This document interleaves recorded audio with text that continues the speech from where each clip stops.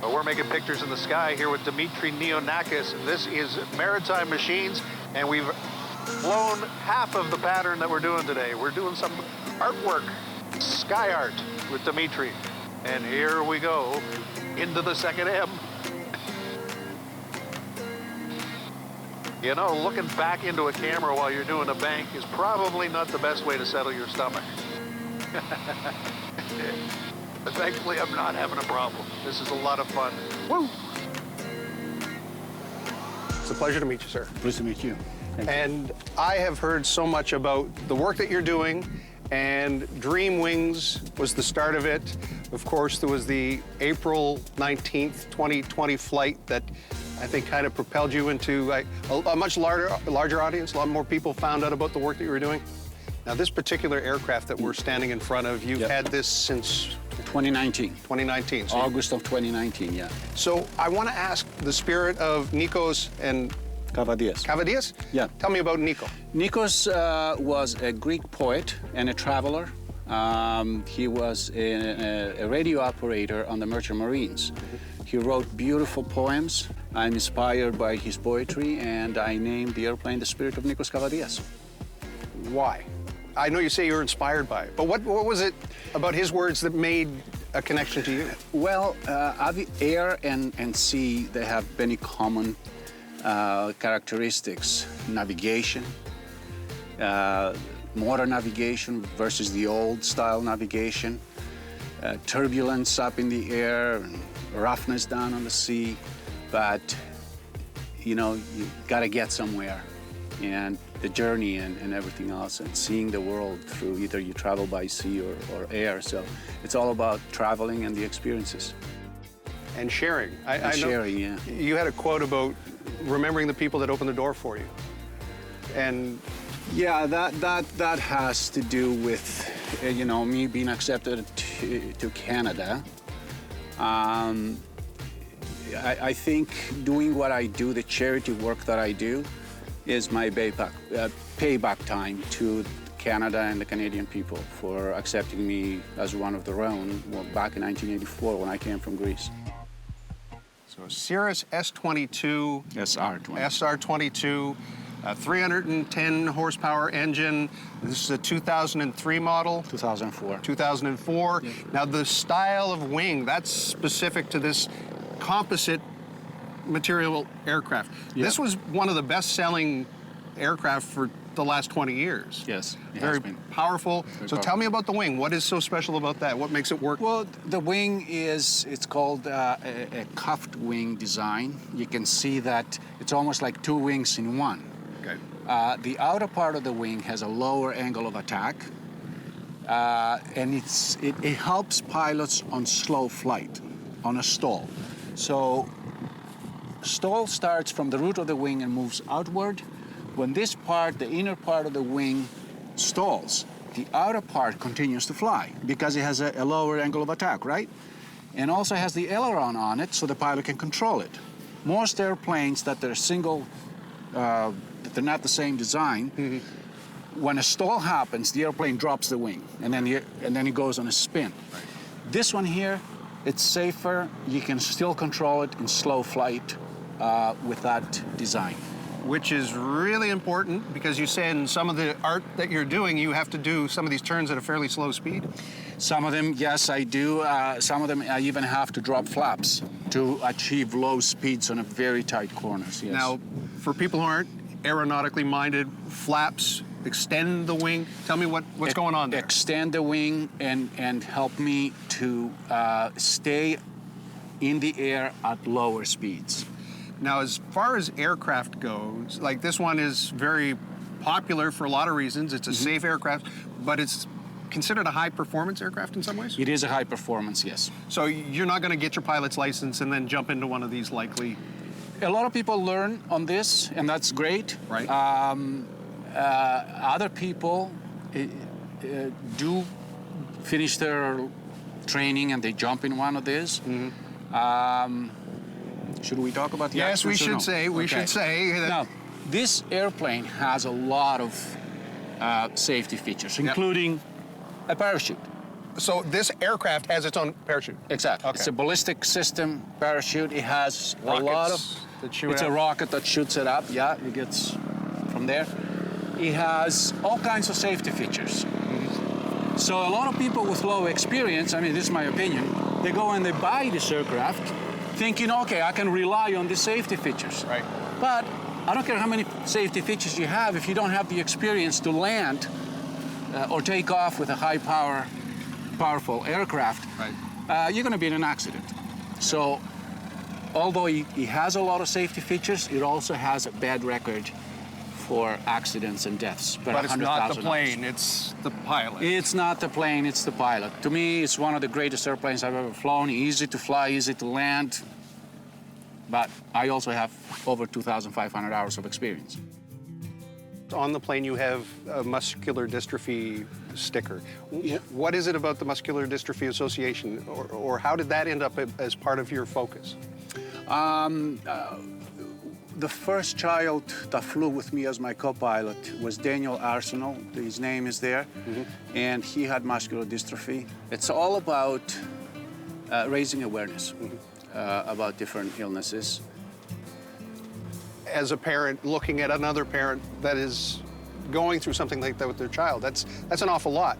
And to give them a piece of your life, a bit of your time, a bit of a dream. I mean, it's called Dream Wings for a reason. Yeah. And when that started in 2017, it's grown from there. You mentioned you sometimes will act as an air transport for medical reasons, but not as a under contract, but yeah, people who need not an air transport. It's, for example, there was a child in PEI who needed his fourth open heart surgery, and he wanted a flight into Halifax to go to the airport. He wanted to fly. He didn't want to drive. Right. And the parent called me and said, would you, I mean, we're in the middle of a pandemic, and the parent called me and he said, would you fly him? I said, yeah, I'll be happy to fly him. So I flew to PEI, picked up Maverick, he sat in the front seat, flew the airplane with me, and I gave him strength to go and do this for the fourth time.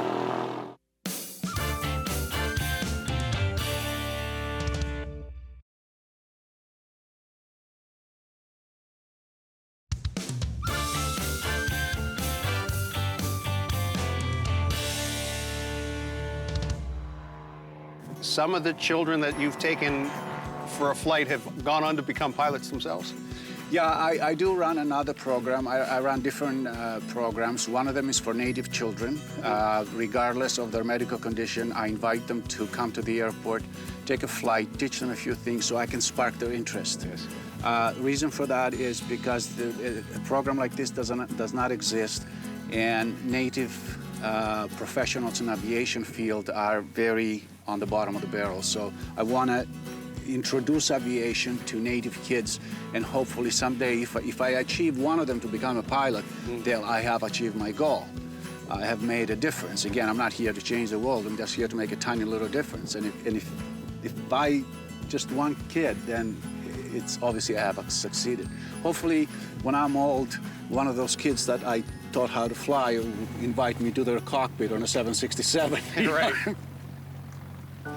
I was so impressed with what you were doing on April 19th, 2020, and I'm not the only one that noticed. So here it is, we're in the midst of the lockdown, one of the worst things that could ever happen, something beyond imagination, and then Dimitri Neonakis says, I'm going to the airport.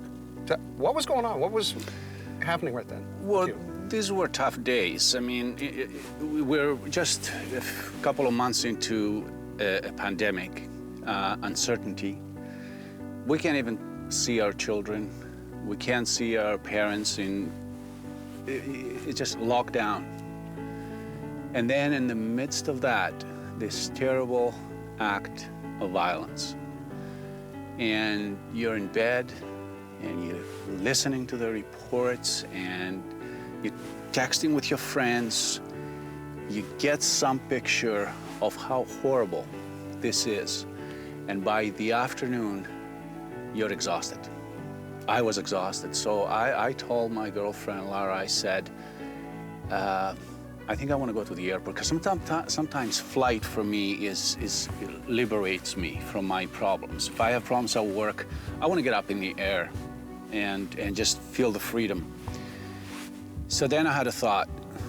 I was upset. I was in disbelief. So I took my app and I drew a heart over Portapique, which is over there. And I said, I've never done this before, but I want to follow a flight path in the shape of a heart. Now, how I'm going to do it, I had no idea. So I got to the airport, I started the engine, no flight plan, nothing. There was a female air traffic controller who said, where are you going? It's almost like saying, haven't you been watching the news? Right. I said, I'm going north. What's your altitude? 2,500 feet. Have you filed a flight plan? No. Finally, she releases me to go, and I don't blame her for asking all these questions. It's like, it was horrible what happened. So I take off, and I started flying this way at 2,500 feet. I follow the lines. I'm looking at the radar. The lines are getting picked up nicely. I come around. One of the air traffic controllers is smoking and says, how far up are you going? I said, just give me another 5 miles. Never told him what I was doing. He said, okay. Then I started coming around. Now I'm in the middle of that shape of the heart. How do I do it?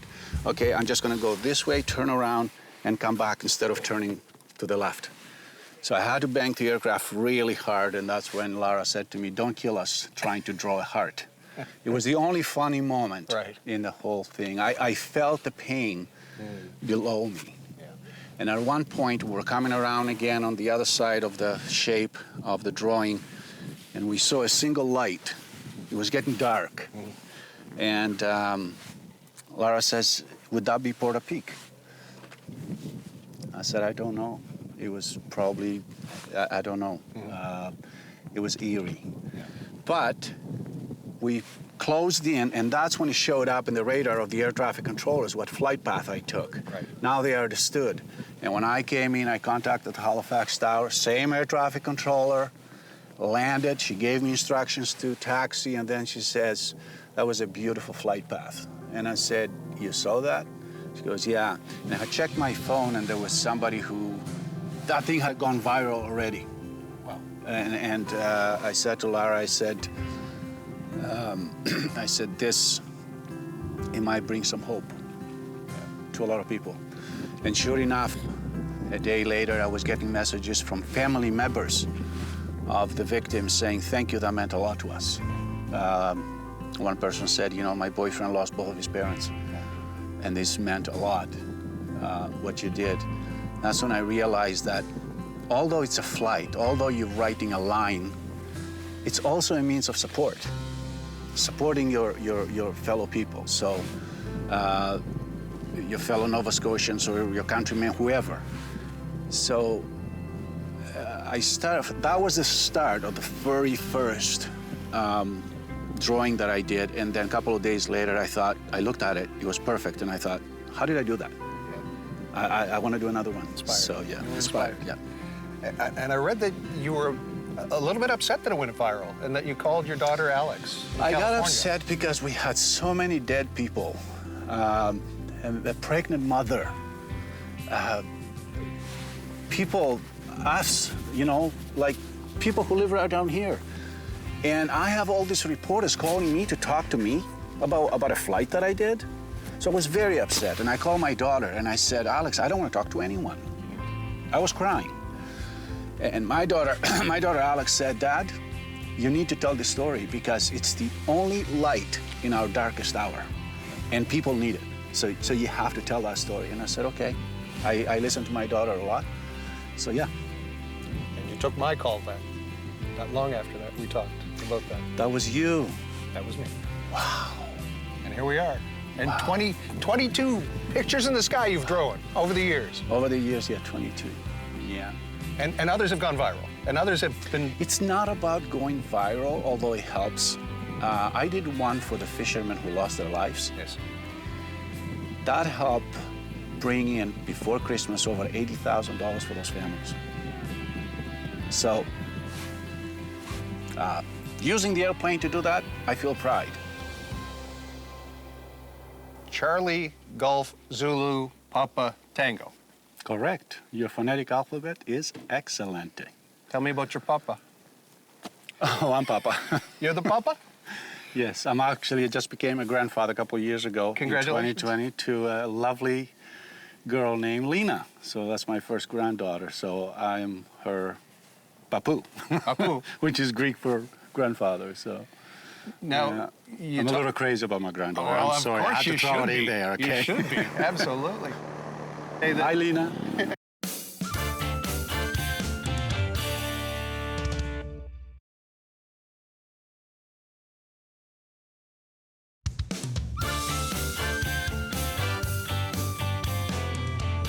Halifax ground, good morning, Cirrus 22, Charlie Golf Zulu Papa, taking on Gateway. We are ready for a flight. We're going to depart EFR. Golf Zulu Papa Tango, Halifax ground, good day. Runway 23 is active, so it's 110 at 3 knots. Okay, there's 29904. In squawk 3177, taxi Juliet, Alpha Delta, contact tower 118.4, short runway length ranging from Delta 7,800 feet.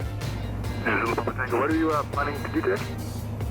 Just a short flight to depart, itinerary 2000 and below, Zulu Papa Tango. Roger. This is the lever for the parachute. So once we start the airplane, we remove the safety pin. So in case of an emergency, let's say we're in flight and we have an engine loss or whatever, I bring this thing down, I put a steady pressure of about 30 pounds, 30 or 40 pounds, and from the back there is a rocket that will bring out the parachute. I'll show it to you. And it will bring the aircraft and the passengers safely to the ground. So now we're taxiing. As you can see, this is a glass cockpit. All information, hundreds and hundreds of pieces of information are given to me through this prime flight display and through this multifunction flight display. Off we go. This airplane has a very powerful engine, and at full speed, when I open the throttle, it wants to take to the left. So, Because of the torque. yeah. That's why a helicopter, So you have to hit right rudder on takeoff. So we're clear to go right, and off we go, gentlemen. Now, obviously, if you're flying a pattern to create some of that sky art, That has nothing to do with computers. Nothing No. is going, it's all you. Sky Art is my iPad here. I made the drawing, and I hand flying, following what I drew. That's a different beast. Absolutely. It's not. This is easy. Okay, let's go do our drawing. Sounds like a plan. Okay, can I get the iPad? Yep. Please, thanks.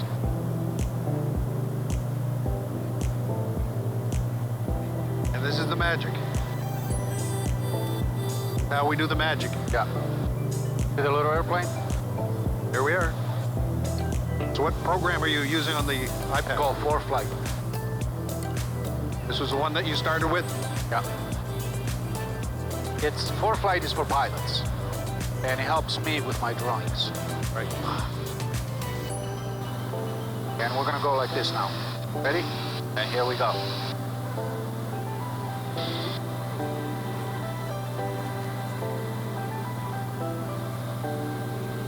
Come on, come on, come on, come on, come on, come on, come on. Come on, pick it up. Pick it up, pick it up, pick it up. Okay. I think we're good. Right on line. We'll speed up here now a bit.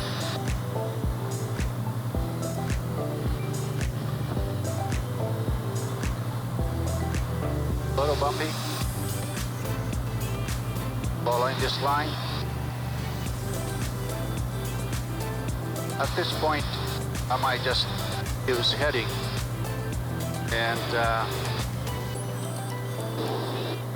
use the autopilot because straight line, I take a break, right? Yes. So, take a break, drink some coffee, and enjoy. I heard you talking about being a kid in Greece, watching the crop dusters over the olive groves. Yeah. Well, as I said, when I go and I invite the native kids who live in faraway communities that they don't have airports or they don't see airplanes, the same thing. You spark their interest. My interest was sparked. My interest towards aviation was sparked when I would, every September, this crop dusters will come over in Greece, southern Greece, to spray the olive trees. And for me, it was like, hold on, we'll switch things. For me, it was like, oh my God, it's a big celebration. I would climb up to the cypress trees just to be higher than these guys, just to be eye level so I can see them, right? And it was fantastic. And at 4 or 5 years old, I would point at them and say, someday I'm gonna be you. And I did, and yeah, it's a dream. It's all about sparking your interest, something to spark your interest. Ready, guys? Off we go, man.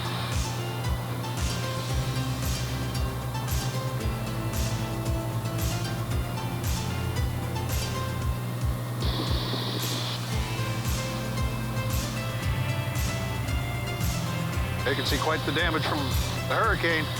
Oh, yeah. Better down.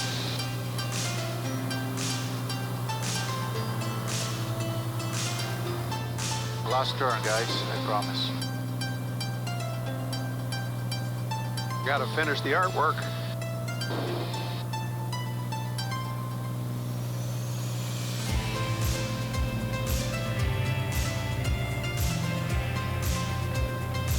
What are your feet doing right now?